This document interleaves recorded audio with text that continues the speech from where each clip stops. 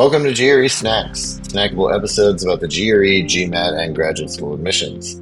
I'm Tyler, the founder of Achievable, and we have an affordable GRE course that includes everything you need to ace your GRE. A full textbook, videos on key topics, tons of GRE questions backed by our memory-enhancing algorithm, a built-in study planner and essay grader, and full-length practice exams. You can try it out by going to achievable.me, and if you like it, the code podcast gets you 10% off at checkout. Now, let's get started. Today, we've got Charles Bibilos from GMATNinja back with us, and Charles would love if you could introduce yourself again. Sure. Thanks so much for having me again, Tyler. Charles Bibilos, been teaching test prep in some form or another for about 25 years now. So starting with the GRE and then getting into the GMAT, executive assessment, a little bit of LSAT here and there. Yeah, fantastic. Yeah, and GMATNinja is a great YouTube channel also, for those of you who don't know. But today we're going to be talking about the GRE and specifically the Analytical Writing Assignment, which, in the new GRE has been cut in half, blessedly. But yeah, curious. Well, I say blessedly just because I think a lot of people didn't really know what to do with this section, right? Like, I think that you had to do a good job and you didn't want to get a bad score, but it wasn't clear if there was a ton of upside in getting a really good score. But yeah, I'm curious kind of like how do people think about the writing section now and the shorter GRE, and then how should you prepare for it? Well, probably question number one, if you're taking the GRE is, well, what kind of program are you applying to and how much do you think they care about it to begin with? Mm-hmm. A lot of our applicants are applying for MBAs, some sort of business school, master's or PhD program. Generally speaking, those programs really don't care that much about it. They're not looking for people who are going to be the next Hemingway. So you just want to not embarrass yourself basically on that analytical writing assessment. And if you can get a 4 or a 5, you're fine. That's it. You've checked the box. If you're applying to something like a master's in fine arts program for creative writing, they might take it a little bit more seriously. But what we find is that for the vast majority, unless you're applying to something that's really, really writing intensive, something like a 4 or a 5 on the writing assessment is enough to say to schools, hey, I took this seriously. I'm a competent writer. Let's move on here. And that's really for, 95% of applicants. That's probably all you really need.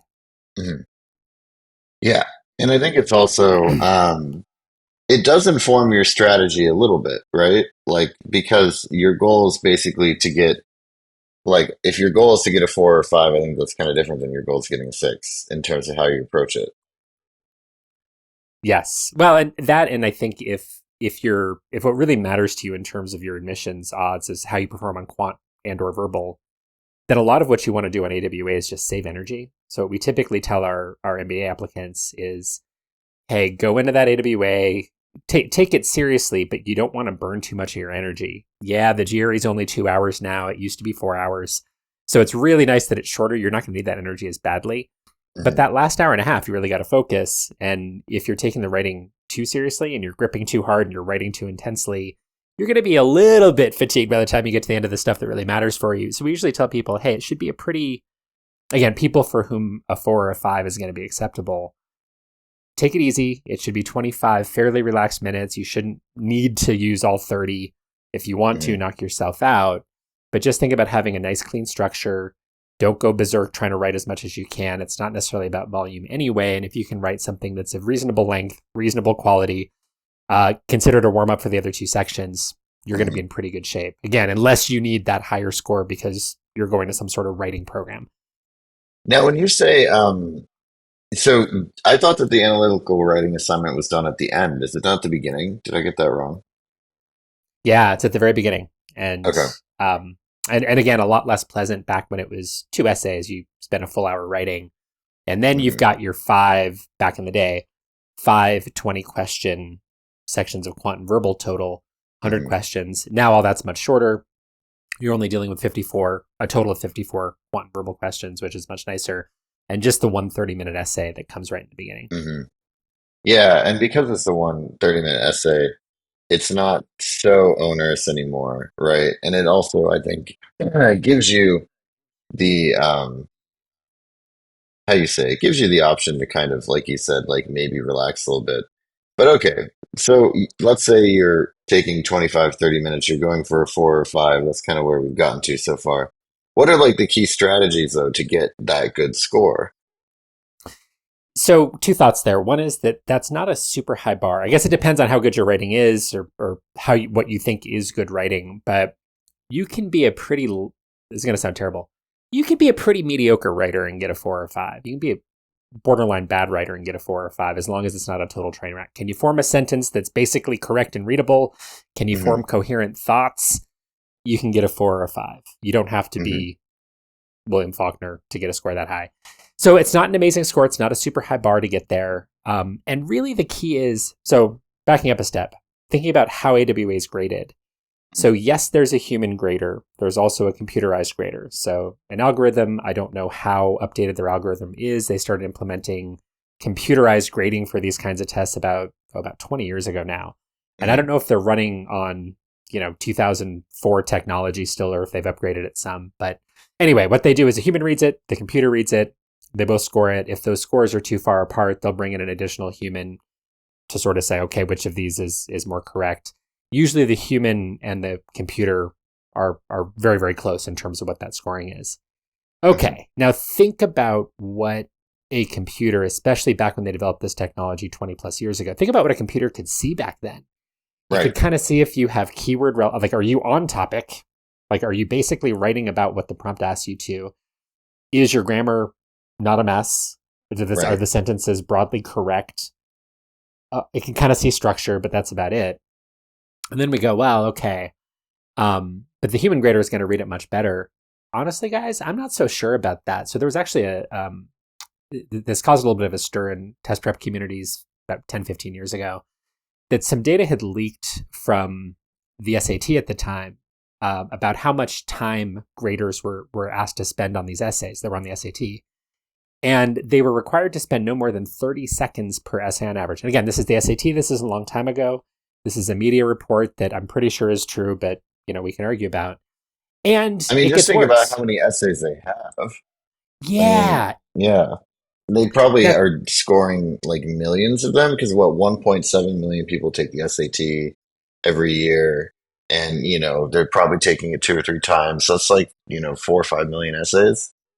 Yeah, that's it. I mean, there's piles and piles and piles of essays. And if you're trying to keep the cost of the exam down, you're going to find the most efficient ways possible to grade these. And that's just common sense, right? They're not going to, if they can get people to give these essays reasonably robust or reasonable scores in 30 seconds instead of 3 minutes each, they're going to ask them to do it. And again, I don't know, to be totally clear, I don't know how long the human grader spends reading your essay on the GRE. There's been no reporting on that I've seen in 25 years of teaching GRE. For the SAT, it used to be 30 seconds, and you got a bonus if you averaged 20 seconds. Again, long time ago. Does it still work that way for the SAT? I don't know. But really, these poor people who are reading essay after essay after essay, even if it's 2 or 3 minutes, how carefully do you think they're reading after a while? And no disrespect to the people who train them or the people who do this, but it becomes really, really, really hard to pay attention to nuance. I don't know how you could do that job and not skim after a while. I think it's impossible. Yeah. Especially if you're trying to go for 20 seconds. I mean, 20 seconds is barely enough time for me to finish this sentence, which I'm currently saying, which I'm intentionally trying to make about 20 seconds long. There we go. That was 20 seconds, everyone. Like, that's so fast. How did you read it? This child poured their heart and soul into an essay to hopefully get into college, and that's how much time they had to grade it.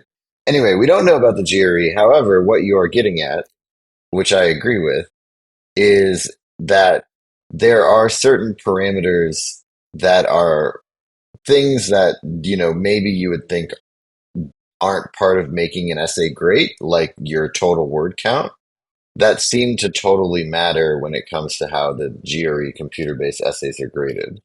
I think the point is that I'm not sure how much nuance that computer algorithm can see. And I'm not sure how much nuance that human grader is likely to see when they're reading essay after essay after essay. Whether they're spending 20 seconds each or 3 minutes each, can guarantee it's not 5 minutes each. They're not really paying attention to a ton of the nuance. They're kind of going, okay, does this pass the sniff test? Does it have structure? Do I understand the test taker's argument? Do I understand their answer to the question? Are these sentences reasonably correct? Okay, we slap a grade on it. And again, we can split hairs on the margin about how carefully or not carefully you think they're reading, but there's no world in which they read so carefully that you're trying to really be artistic about how you're writing. So Hmm. Yeah, with yeah, all that's well said. with all that in mind, like there's not a lot of point to a lot of artistry in your writing on these essays. Computer's not going to see it, the human's not going to see it either.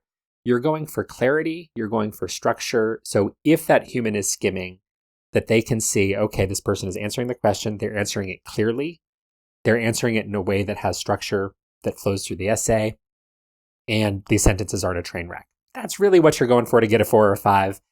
What we usually recommend is, especially for people who sort of learn to write in American school systems, where you kind of learn this really basic 5-paragraph structure. And it's repetitive and it's silly and it's not how good writers write, but it's what you get taught in 5th or 6th grade, where it's, okay, the first paragraph's going to be an introduction. And you say what your main thesis is. I'm going to tell you why this argument is garbage, and it's going to be garbage because of factor A and factor B. And that's your first paragraph. And then in the next paragraph, you expand on factor A. And the next paragraph, you expand on factor B. If you really want to have a factor C knock yourself out, you probably don't need it if your goal is a 4 or a 5. And then your final paragraph is a conclusion, and it might feel really redundant. But again, this is what we get taught in 5th or 6th grade. I have shown that this argument is incorrect because of factors A and B.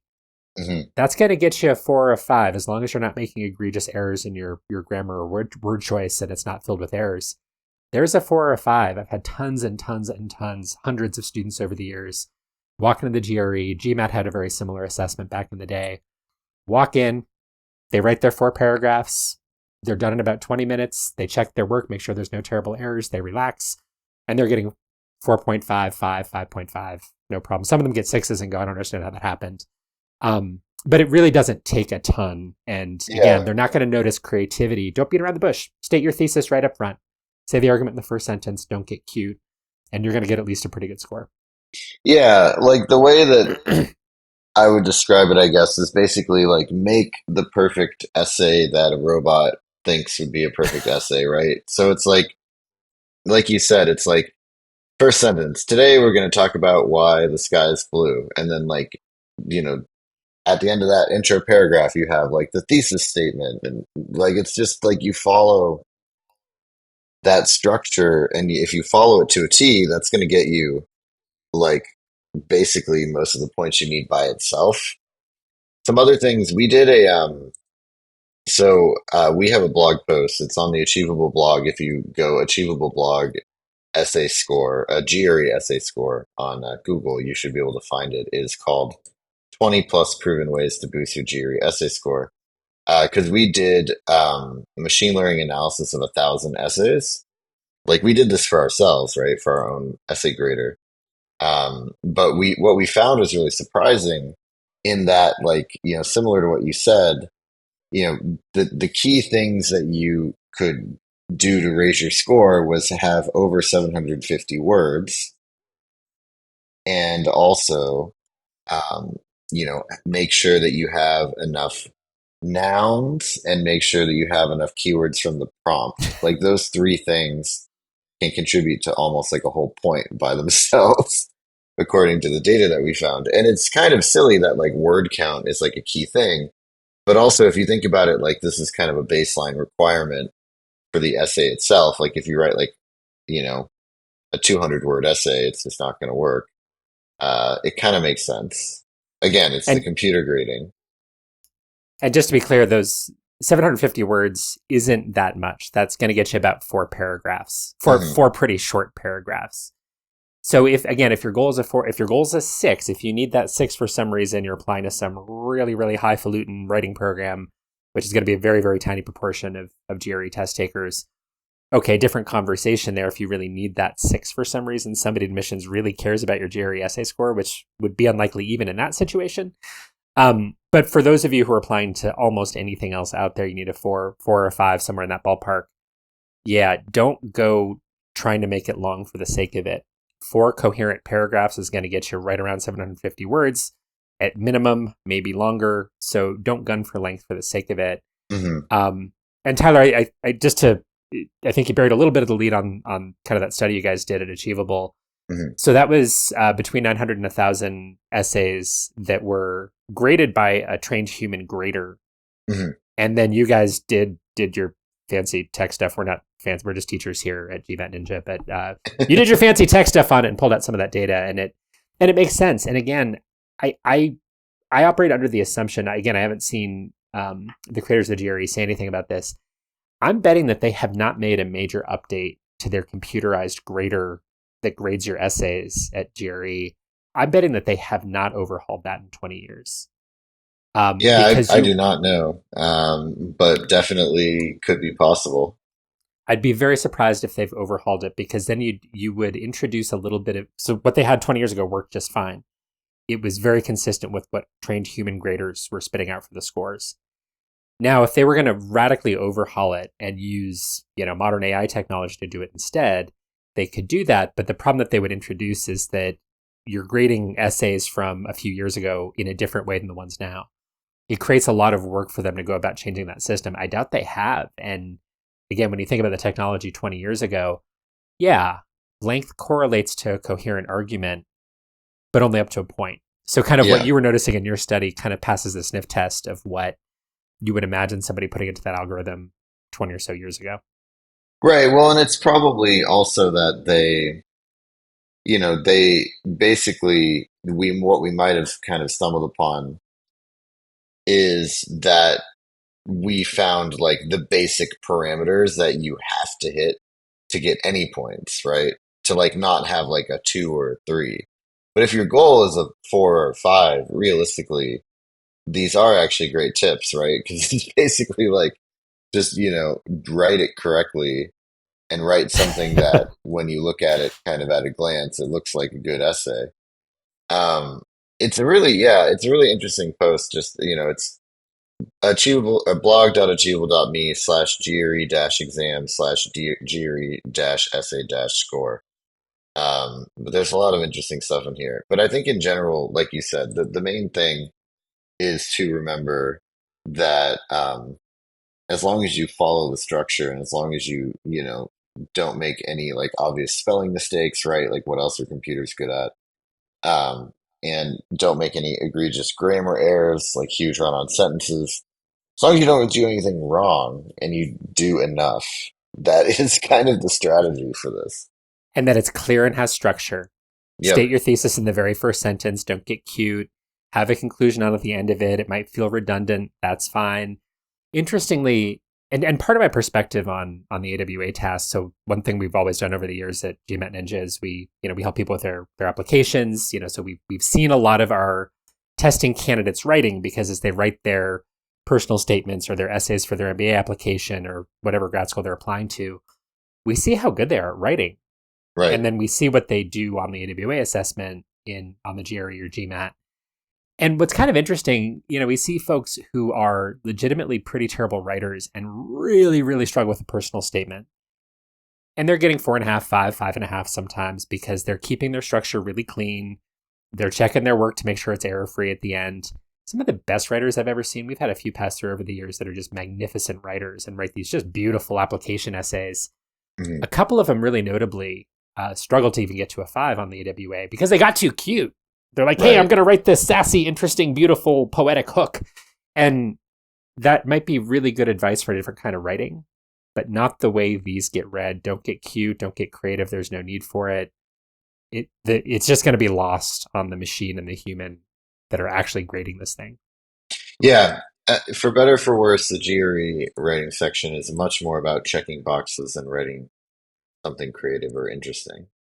Um, Yes. yeah, and it's like, do you know how to write? I mean, I kind of, yeah, I guess maybe to close, like, is the writing assignment useful? Oh, great question, Tyler. I think where it's useful, and I think this is typically how graduate programs use it. And again, graduate programs come in so many different shapes and sizes at this point. It's really hard to paint with a broad brush, but a lot of how we see them use it is to say, okay, we're getting an application essay, but it's totally possible somebody else wrote that. Yes, there's a verbal section of the GRE, but you might be able to read but not communicate. So the whole purpose of this writing assessment is it's one other data point to say, when it comes time to write an essay in class or try to publish something in a journal down the road if you're getting a PhD, can you communicate decently in writing? And it gives you a nice standardized data point. Again, the bar's not super, super high there, but if you get somebody who's written this absolutely gorgeous poetic application essay and they do pretty well on the GRE verbal, Mm-hmm. or maybe not well, and then they get a 2 on the writing assessment, you kind of go, wait a minute, maybe this person really can't write and they're going to really struggle when they get into graduate level coursework. So really it is used at this point as a sanity check, just to say, hey, is this going to be a complete disaster when we get this person into a classroom and ask them to write something? That's it. Mm-hmm. So don't be a train wreck and you're going to be okay. And even in that really, really tiny percent of cases where you're applying to a program that really is writing heavy, it's a writing program of some sort, a PhD in English, something like that, an MFA in creative writing, even then, what we've heard from a lot of admissions folks and deans and professors over the years is even in those programs, they have better ways to evaluate your creative writing than this 30-minute essay on a standardized test with this very canned prompt. So even for those, we've seen plenty of people over the years get into elite writing programs. They didn't get a 6 on their GRE AWA. They got a 5 or a 5.5, but they have all these other writing samples that the school is seeing. So it's very, very rare that you're going to have a compelling reason to get anything better, anything better than that 4 or 5. And just keep it clean and simple and you're going to be fine. Yeah, great. Well, thank you so much. This has been GRE Snacks, hosted by Tyler from Achievable with Charles Bibilos from GMATNinja. And Achievable has a great online GRE course you can try for free at achievable.me. Use the code podcast to get 10% off at checkout.